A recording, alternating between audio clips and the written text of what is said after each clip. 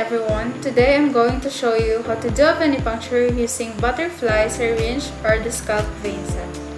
First is you identify the patient properly. Good morning, ma'am. What is your name? My name is C.G. Charlie Sandra Rivera. Next is you orient the patient on the procedure to be performed. Today I'm gonna draw blood from you for your CBC testing. Is that okay? Next is we put on our gloves.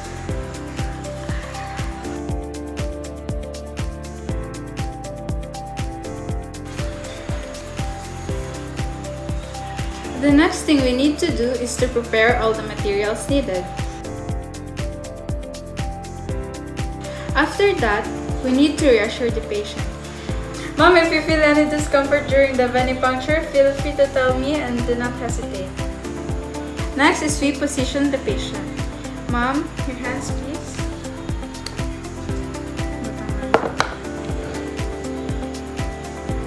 Apply the tourniquet above the venipuncture site and examine the vein.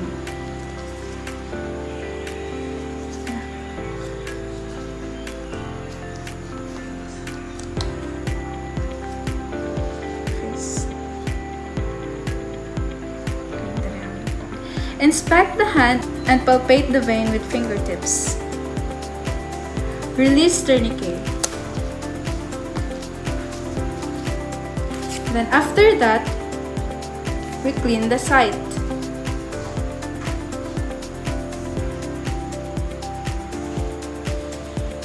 Next is verify the equipment and tube selection.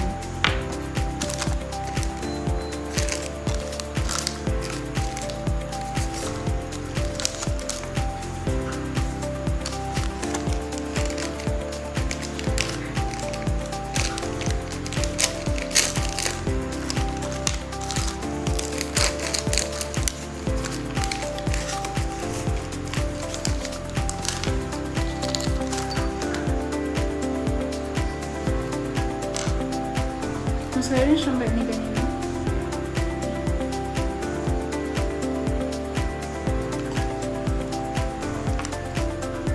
Next is reapply the tourniquet and do not touch the cleansed area.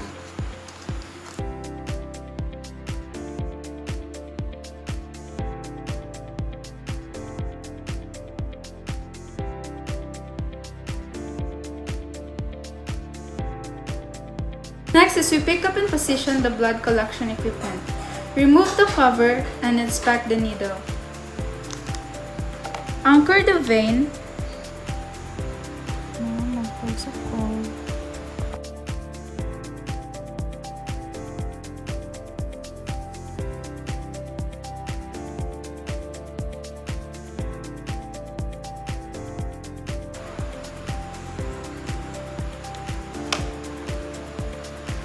Remove the tourniquet. Put the cotton and remove the needle and apply pressure.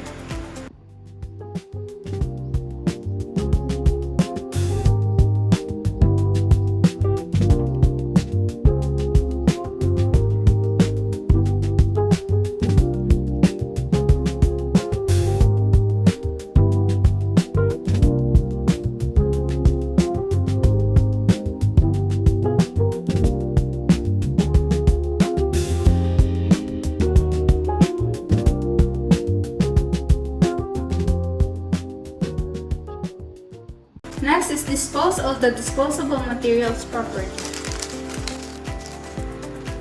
After that, we remove our gloves and clean the work area properly.